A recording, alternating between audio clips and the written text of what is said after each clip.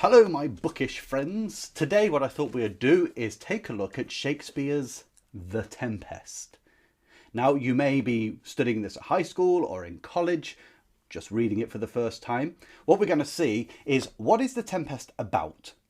What is one of the main undercurrents beneath the mechanics of the play? And also, whereabouts do I personally think you should read The Tempest in your own Shakespeare journey? Well, The Tempest. Let's get dug in, shall we?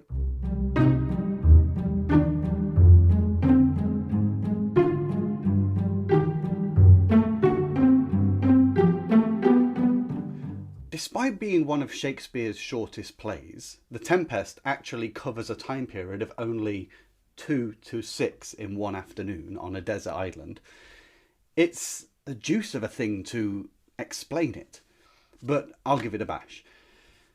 We start the play with a tempest, and we're on board a ship. Now the ship has King Alonso of Naples on board, along with his brother Sebastian, the Duke of Milan, a couple of servants and a couple of nobles. And fearing that the ship is going to break apart, they all jump overboard and get washed up on a desert island. But they all get washed up in different places. Alonso, the king, and his brother Sebastian and the Duke of Milan and a couple of others, they get washed up together. But not with them is the king's son, Ferdinand. And the king fears that he's drowned, whereas Ferdinand has actually washed up somewhere else. 2 servants have also washed up ashore in a different place altogether. And the play will see these 3 different groups moving through the island towards a planned destiny. The reason we say planned destiny is none of the characters know that on this desert island there are already 3 inhabitants. One is called Prospero. He's a magician, and in fact he's the one that has caused the tempest, knowing that it's these men he would wash up. He has a daughter, Miranda, and they have this brutish servant. Some think of him as an animal, some as a deformed human, but his name's Caliban. And he's the son of a witch who has long ago died. Now, what we find out quite early is Prospero, the main character, the magician, used to be the Duke of Milan. But his brother, who is now washed up on shore and is the usurping Duke of Milan, had, with the help of his 2 friends in Naples, the king and the king's brother, had usurped Prospero and had set him adrift on a leaky boat, basically trying to murder him. But he had gained some assistance from a noble who had given him provisions, and here he is with his little daughter, and they are alive and well.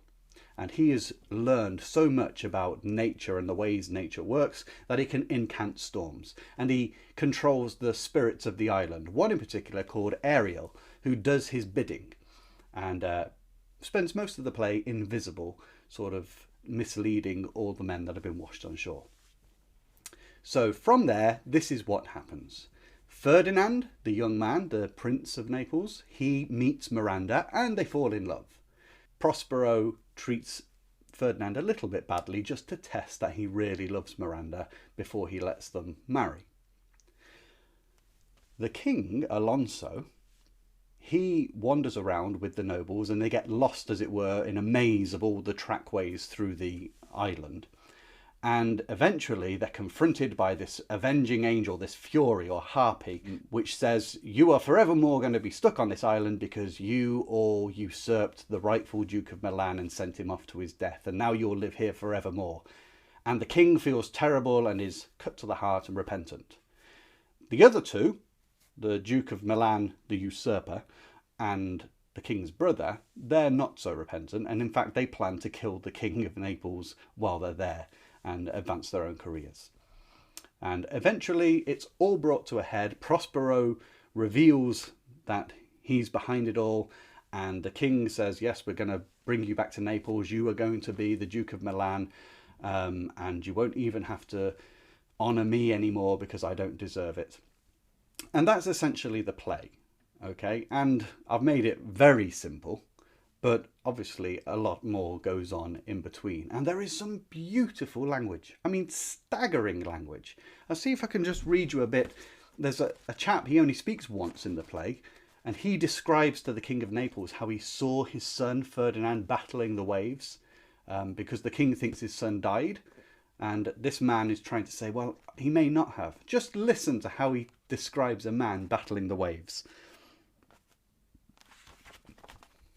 Sir, he may live. I saw him beat the surges under him and ride upon their backs. He trod the water whose enmity he flung aside and breasted the surge most swoln that met him. His bold head above the contentious waves he kept, and oared himself with his good arms in lusty stroke to the shore, that o'er his wave-worn base bowed as stooping to relieve him. I no doubt he came alive to land. Isn't that just great?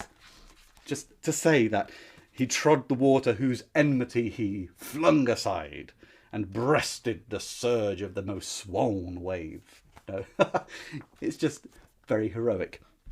So that's the kind of language we expect from Shakespeare. However, this brings us to our next point, which is, what is one of the main undercurrents, the grand idea that Shakespeare may have had in mind when writing this play, which changes the way we look at it? Well, we're going to look at that next. On first reading The Tempest, if one has already read many of the histories of Shakespeare or the great tragedies, you can tend to be a little underwhelmed to start with. But the more you look at the meaning behind The Tempest, the more and more remarkable this piece of work becomes. Now, not to say that there is only one way of looking at this, because there certainly is a grand variety of literary criticism coming at this play from all angles.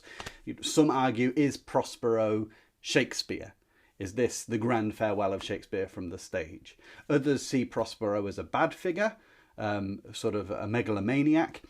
I don't think any of this holds true, in my opinion. To me, there is a very clear idea beneath all of The Tempest, and it becomes more apparent when you consider the time that it was written in. I think Shakespeare, who in much of his plays shows himself to be a very sympathetic person towards all people, in The Tempest, I believe he was writing an anti-colonial message. Now, why do we say that? It's really important to think about what was going on at this time period in history. The New World had been discovered and colonies had been set up in Virginia, in America. Now, this play was written shortly after a remarkable event had happened over in the New World. And that was 9 ships had set sail to support the struggling colonies over in America. And en route, near the Bermudas, a tempest swelled up. And the fleet escaped the storm except for one ship which they feared was sunken, and that one had the governor on board. But it hadn't actually sunken. It had got damaged, and the whole crew had ended up deserted or marooned on a desert island, just like in The Tempest. Now, what they did is they spent their time repairing the ship, and 1 year later, imagine the amazement of the colonists in Virginia when a ship they thought had sunk arrived with the governor on board, who had meant to have been there a year before. It's thought that this account is something that Shakespeare was definitely referring to when making The Tempest. Now, why is all that of interest? Well, at the time that Shakespeare was writing, there was a real interest in the New World, much like people thinking of space exploration and landing on Mars today. If we were able to land on Mars, do you think lots of people in the world would wonder how to set up a better and more fair society? Well, that was going on in Shakespeare's day. In fact, we get the phrase in The Tempest, spoken by Miranda, "this brave new world." And there's a reference to this plantation. Well, of course, in the New World was America, where there were plantations. You see, there's a suggestion that Shakespeare is referring to the Americas. Around that time as well, of course, Thomas More had written his book Utopia, which is about the perfect society. And with the New World discovery, wasn't there a chance to get out of all the infighting, hatred, constant war, backstabbing treachery of the European powers and start new? Of course, there was a problem. Spain, France and Britain were both trying to establish themselves in America. And some were worried that they were just going to make another Europe full of strife and fighting. There is a character in The Tempest who makes a very interesting comment about how a society should run. Listen to what he says. In the Commonwealth, I would by contraries execute all things. For no kind of traffic would I admit, no name of magistrate, letters should not be known, riches, poverty, and use of service, none. Contract, succession, born, bound of land, tilth, vineyard, none. No use of metal, corn, or wine, or oil. No occupation. All men idle all, and women too, but innocent and pure. No sovereignty.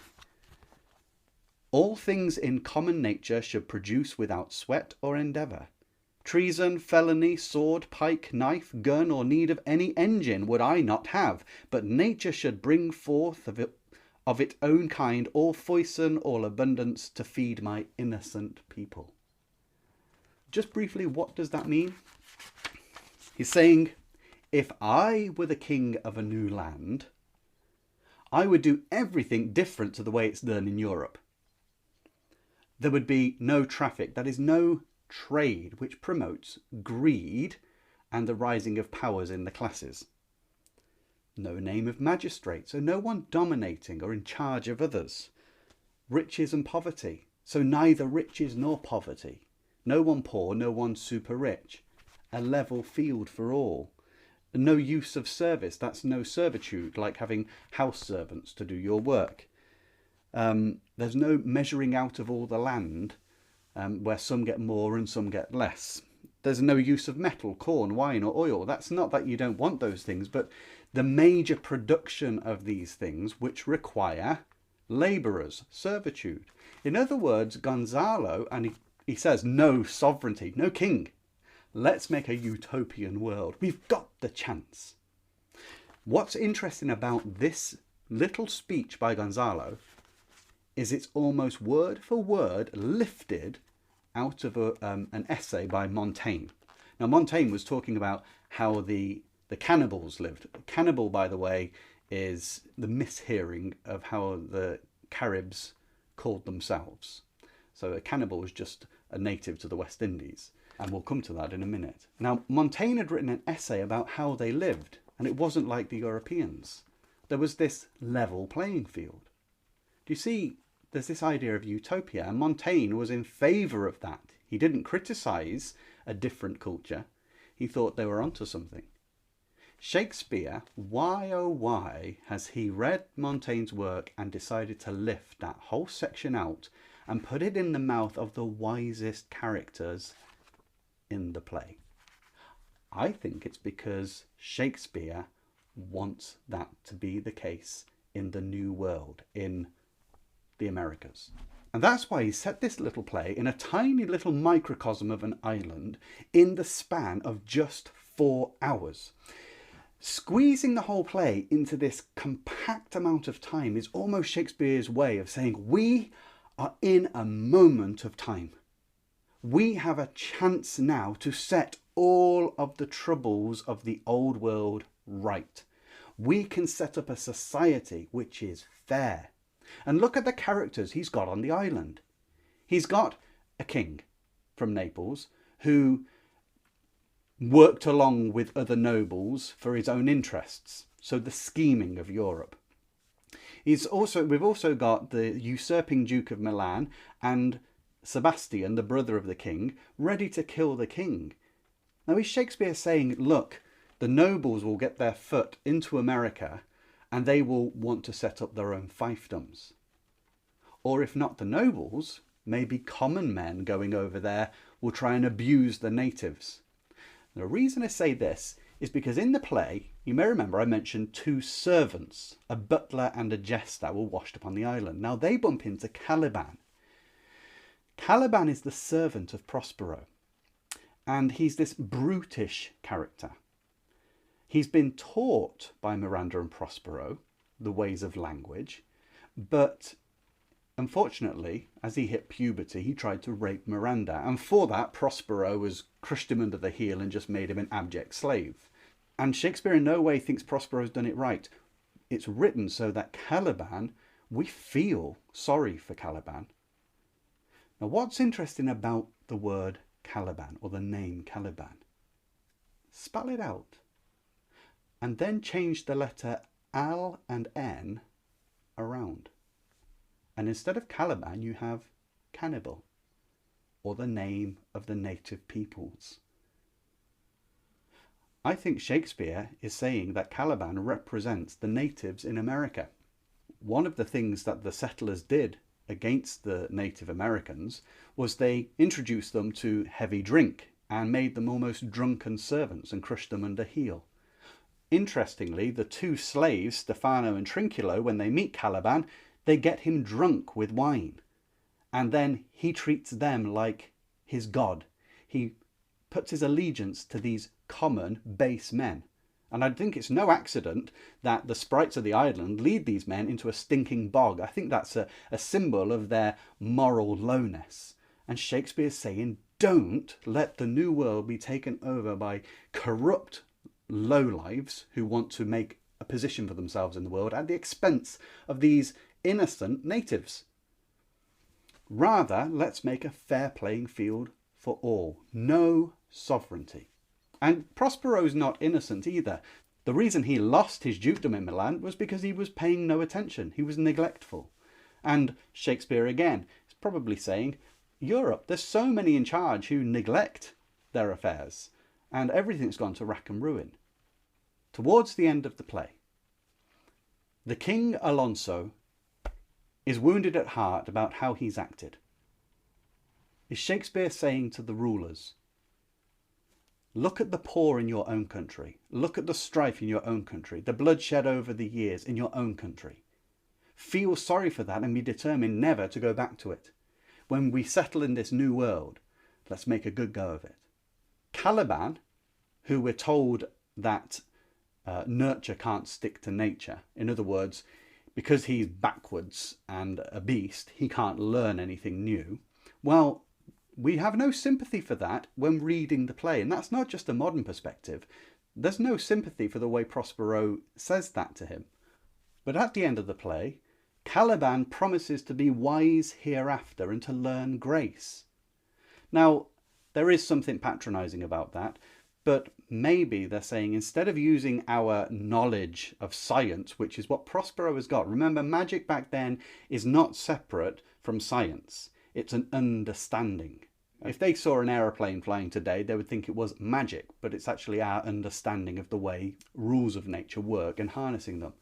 I think Shakespeare's saying we can take that to the Americas, and the natives there, they're not beneath us. They're quite capable of doing the same thing. They can learn grace, okay, or learn the standards of the West. There's argument here as to how right he is, but certainly I think Shakespeare is anti-colonialist. He wants, if we're going to go over there and settle in this broad land, it shouldn't be at the displacement of others, but with the harmony of others.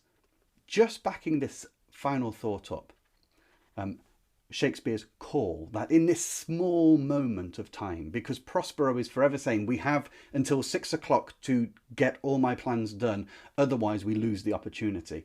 Shakespeare's saying, we have a window, and it is closing quickly, to set up a society that really works for everybody, a utopia. It was on the mind of people back then. Now, in the play at the beginning, Prospero asks Miranda, because she was about 3 years old when she was washed up on the island with her father. He asks her what she remembers of her past, and she doesn't know much.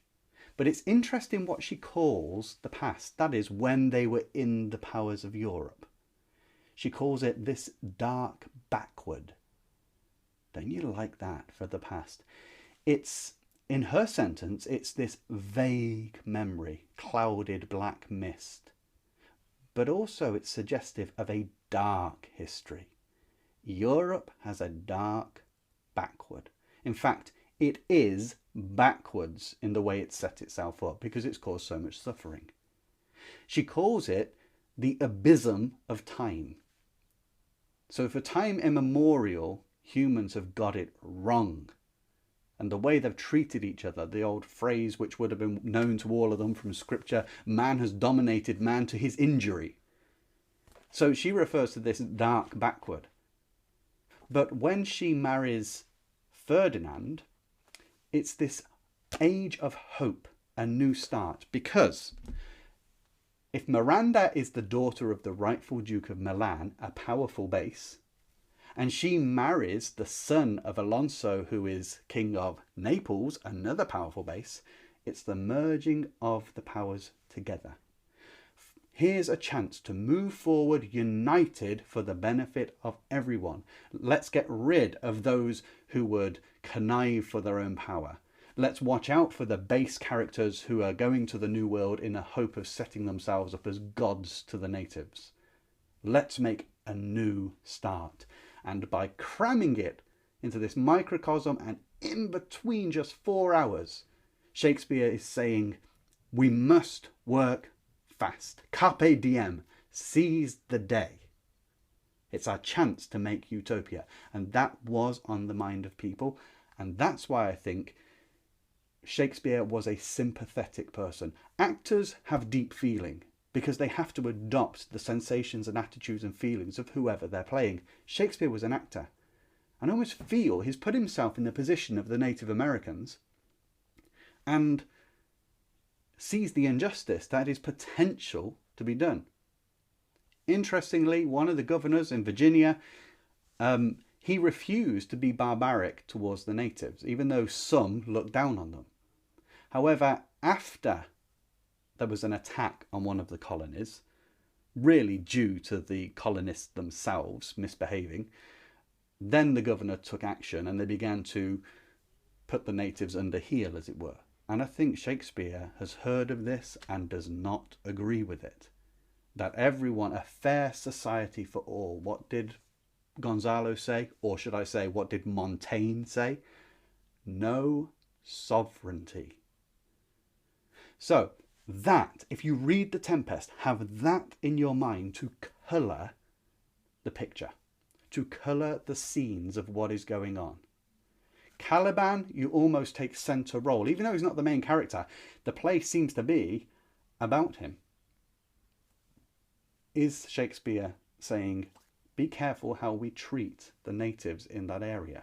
In fact, the people who are the bad guys on that island is the king, the Duke of Milan, the Prince of Naples.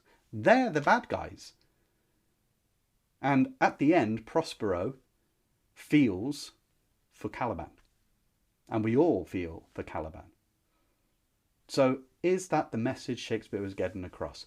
I think it was. And I think that makes Shakespeare a delightful character.